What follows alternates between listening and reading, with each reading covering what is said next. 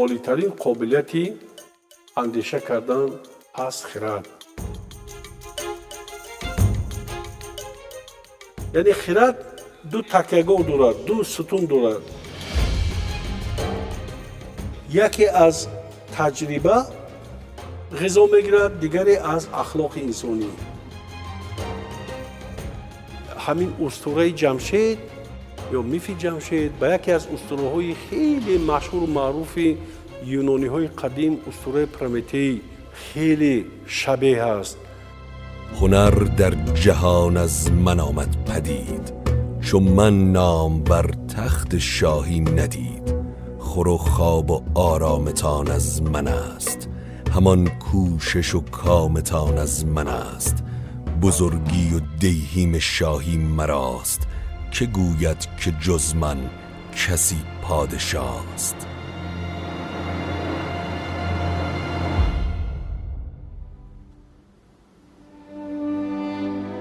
السلام علیکم بینندگان گرامی، برنامه پیام جاویدانه رو ادامه خواهیم داد. در این صحبت ما باز از مسئله خرد یا وصف خرد، تبلیغ خرد، تشویق خرد در شاهنامه فردوسی و اساسهای حکمی آن صحبت رو ادامه خواهیم داد.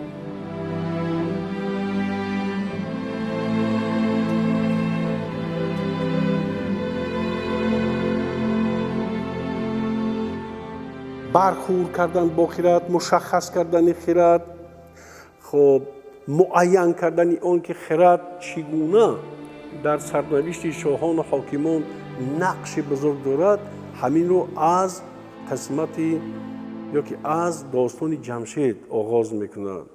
ما میدونیم که جمشید پسر طهماسپ بود و به تخت شاهی نشست و اولین کاری که کرد هم شهریاری و هم موبدی رو وظیفه خود دانست. بعداً اون یک جامعه بشر رو به درجه تکمیل داد که تا اون زمان او این گونه نبود. آلت جنگ رو مهیا کرد، لباس و جامه رو، ریشتن و بافتن و تافتن رو منظور مردم کرد، یعنی مهیا کرد. ببینید، یک جامعه رو به گروه ها جدا کرد، آسوریان رو در کوه جای کرد تا که در همون جا به پرستش مشغول باشند، یعنی روحانیون رو. نیساریان رو، این طبقه رو که به مسئله دفاع کشور موظف کرد، اینها که شیرمردانی جنگ افکن بودند جدا کرد.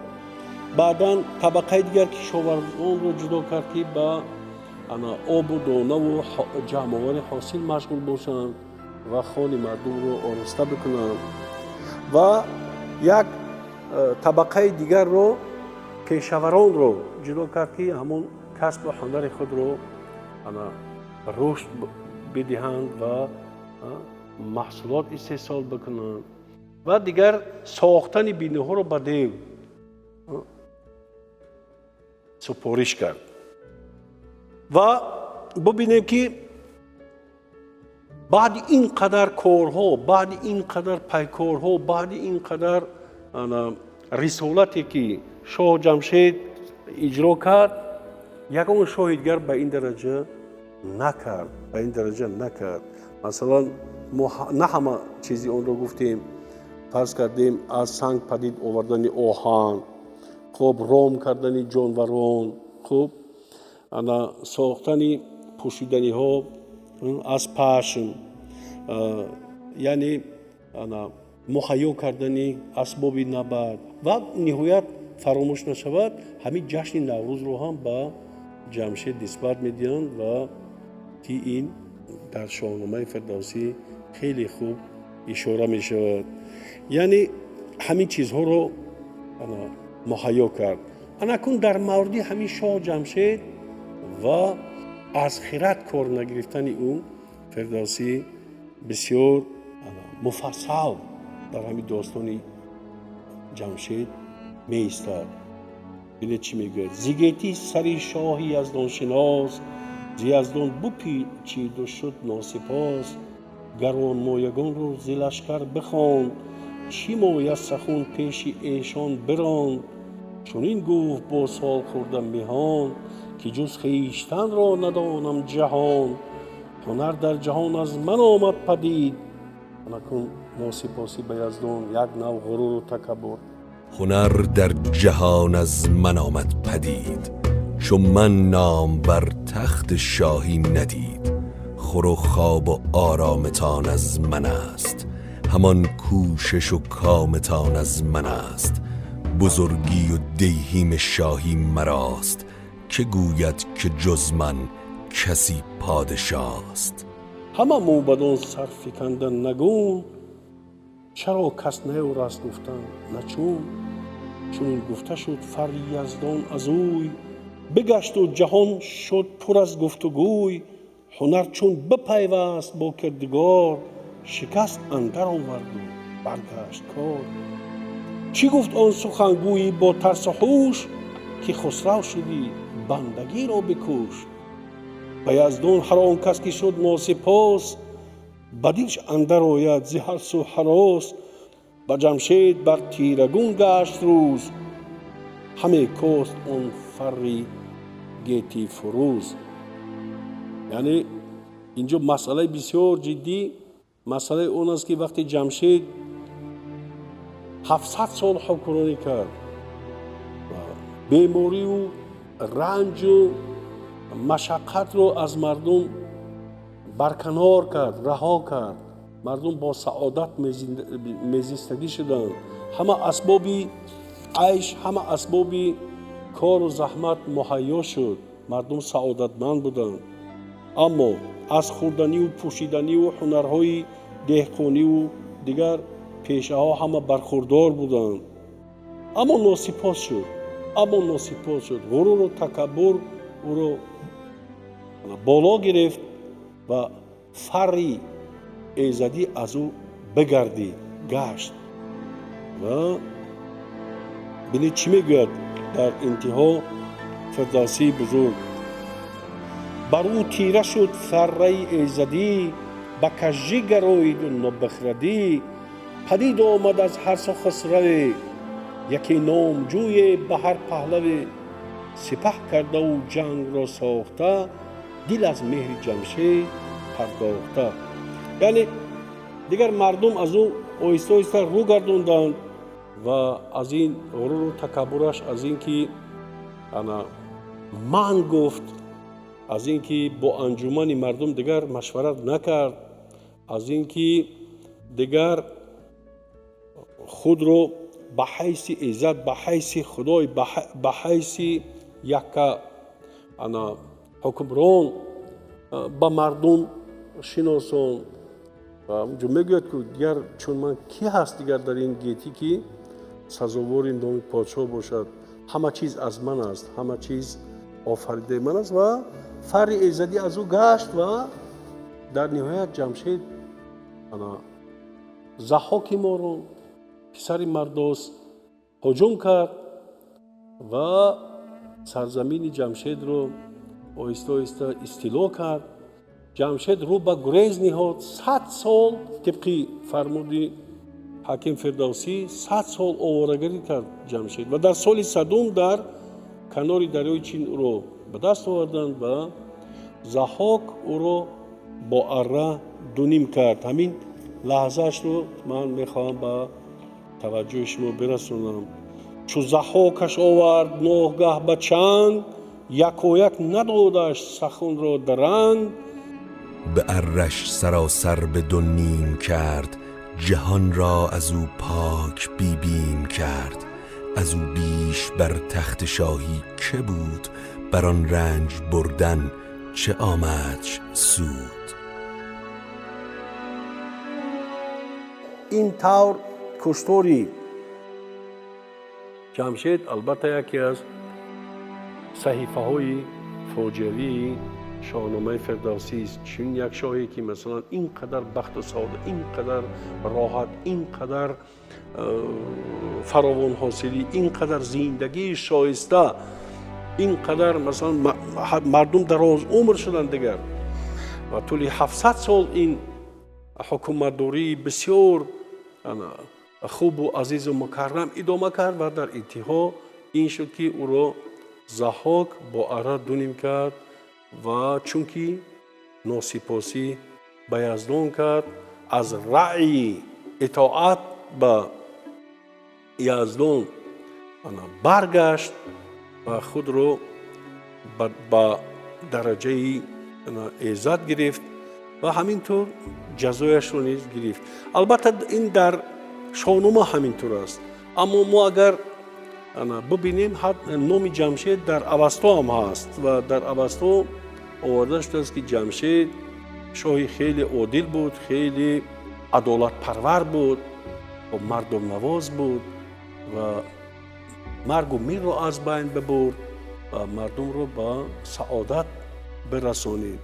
اما طبق دیگر اسطوره همین روایت معلوم است که جمشید 3 بار دنیا را وسیع کرد، مساحت زمین را وسیع کرد و به مردم بخت و سعادت اهدا کرد، تمام وسیله های زندگی شایسته را مهیا کرد و خیلی شاهی دادگر بود و وقتی فهمید که طوفان می شود که همه را به قحطسالی می برد، به مدت 3 سال یک باغ ساخت، ورن باغ ساخت و تمام جمله حیوانات و بشریت و رستنی ها رو در اونجا جا کرد و مردم را از نابودی نجات داد.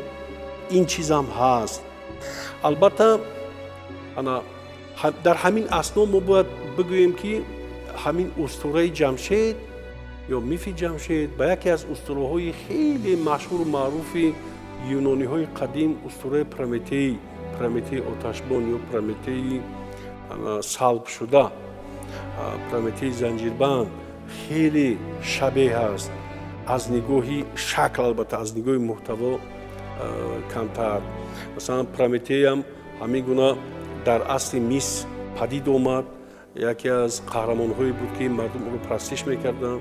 او 3 نسل آدمی را خداهای المپی یونان قدیم اونها در کوه المپ باشگاه داشتند و سرور خداها زفس بود. دیگر خداهایی بودند که با فعالیت‌های گوناگون آدمان رسالت داشتند، مثلا پسیدون خدای آب و موجودات آبی، مثلا عید ملکی زیر زمینی، افینا عزت بانوی محبت و غیره. اینا شمارشون 14 تا است و اونا میخواستند که نسل آدمی را 3 مراتبه نابود کرده بودند، چون که ناسپاسی میکردند، چون که با تکبر و با غرور آهسته آهسته چی میکردند، به خداها ناسپاسی میکردند، به احترام میکردند و این دفعه هم خواستند خداها که همین بشریت را از بین ببرند. اما پرومته از آتشدان گفیس برای اونها آتش آورد و اونها رو نجات داد. توسط آتش رام کردن حیوانات، ساختن بیناها، منزلگاه‌ها،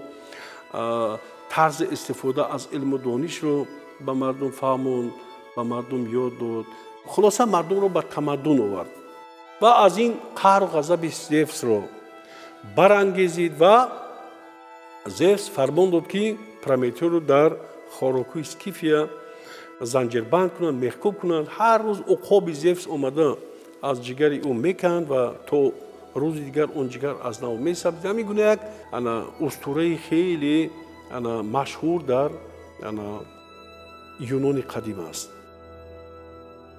اما ضمن همین اسطوره یک اندیشه حکیمانه هم وجود دارد، برخواسته است، حاصل شده است که جامعه بشری به 2 قسمت است، به 2 ترکیب است. اونهایی که حکم میرونند، اونهایی که اداره میکنند و اونهایی که حکم اجرا میکنند یا اداره میشوند. و میان اونهایی که حکم میرونند و اونهایی که حکم اجرا میکنند باید یک ایقاع گرمانی هماهنگی باشد.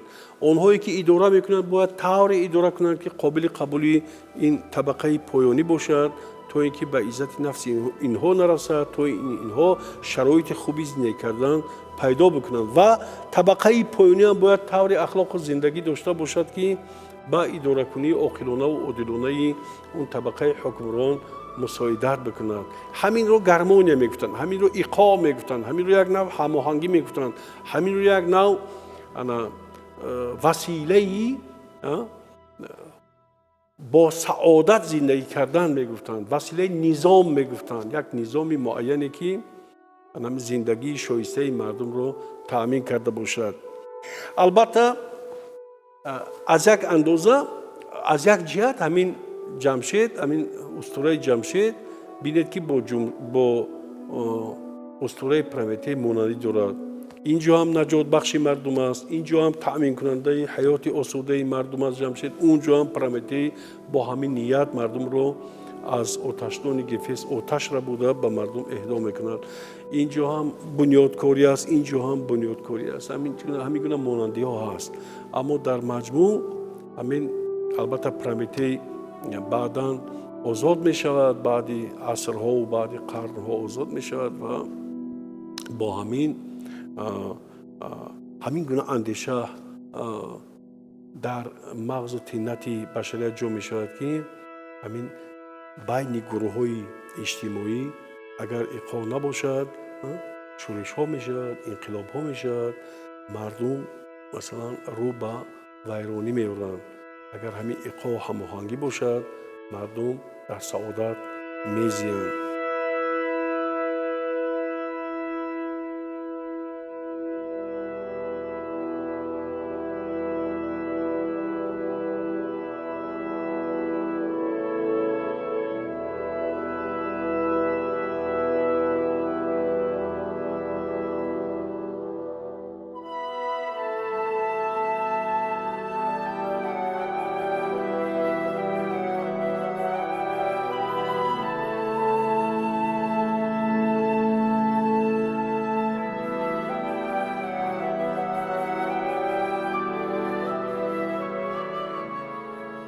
بعد همین داستان جمشید اکو برگردیم به شاهنامه. بعد همین داستان جمشید بعد فردوسی بزرگ خرد رو همچون اندازگیر، همچون معیار و ملاکی نیک و بدی عالم اشیا استفاده میبرد و درک میکند.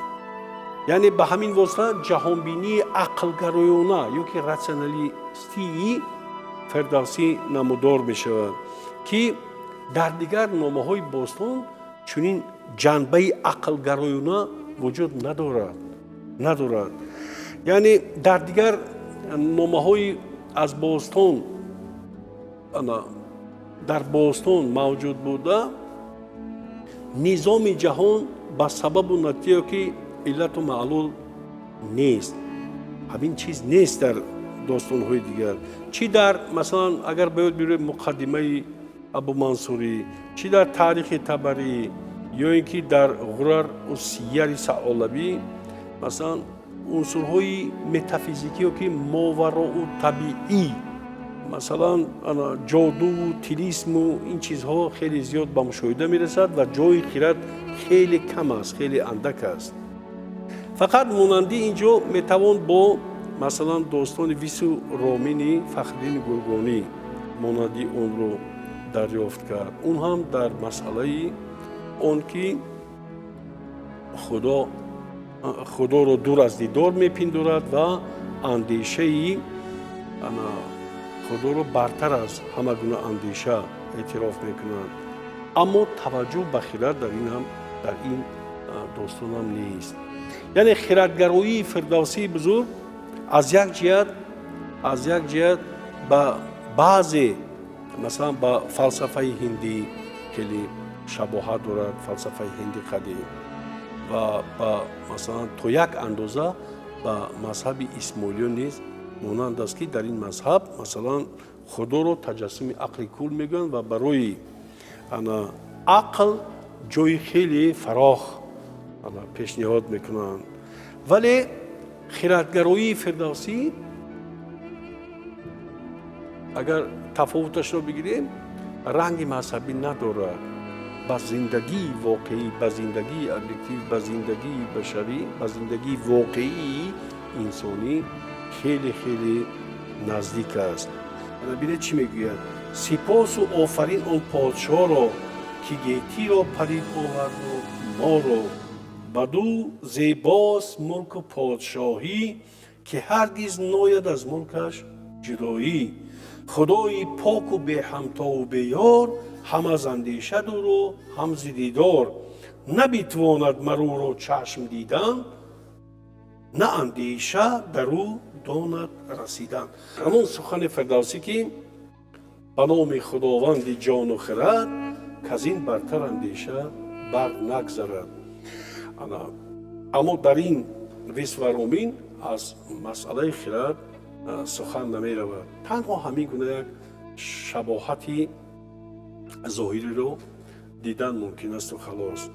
سخن درباره اون می رود که در شاهنامه فردوسی، در مخصوصا در همون گفتار اندر ستایش خرد، چنان که ذکر کردیم، فردوسی همچون شاعر حکیم، همچون شاعر فیلسوف ظاهر می شود، منظور می شود، معرفی می شود و جنبه خردگرایانه یا جنبه عقلگرایانه جهانبینی فردوسی در همین جا خیلی روشن به دیده ها می رسد و از این نقطه نظر فردوسی رو می توان همچون شاعر فیلسوف، شاعر حکیم، شاعر دوراندیش، شاعر خردگرا و یک شاعری که